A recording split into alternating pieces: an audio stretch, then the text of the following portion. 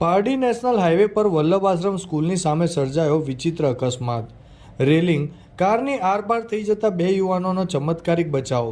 તારીખ 5 માર્ચ બુધવારના રોજ 3:45 કલાકે બનેલી અકસ્માતની ઘટનામાં મળતી માહિતી મુજબ પારડી નેશનલ હાઈવે નંબર 48 પર હોટલ ગજીબો સામે બુધવારે બપોરે ભયાનક અકસ્માત સર્જાયો હતો, જેમાં વાપીથી રાજકોટ જતી i10 કાર નંબર GJ23CD 9473 અચાનક બેકાબૂ બની હાઈવેની મધ્યમાં આવેલી લોખંડની રેલિંગ સાથે અથડાઈ હતી.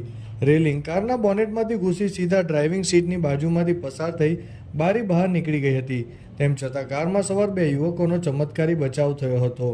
પ્રાપ્ત વિગતો મુજબ રાજકોટના તપન ચિમનભાઈ સિનોજિયા અને લક્ષ્મણ રાજપૂત વાપીથી રાજકોટ જઈ રહ્યા હતા, જે દરમિયાન પારડી હાઈવે પર પૂરપાટ ઝડપે હંકારી જતા કાર ચાલકે કાબુ ગુમાવ્યો હતો અને કાર ધડાકાભેર હાઈવેના મધ્યમાં આવેલ રેલિંગ સાથે અથડાઈ હતી. અકસ્માતનો ભયંકર અવાજ સાંભળીને આસપાસના લોકો તુરંત ઘટના સ્થળે દોડી આવ્યા હતા અને બંને યુવાનોને કારમાંથી સહી સલામત રીતે બહાર કાઢ્યા હતા.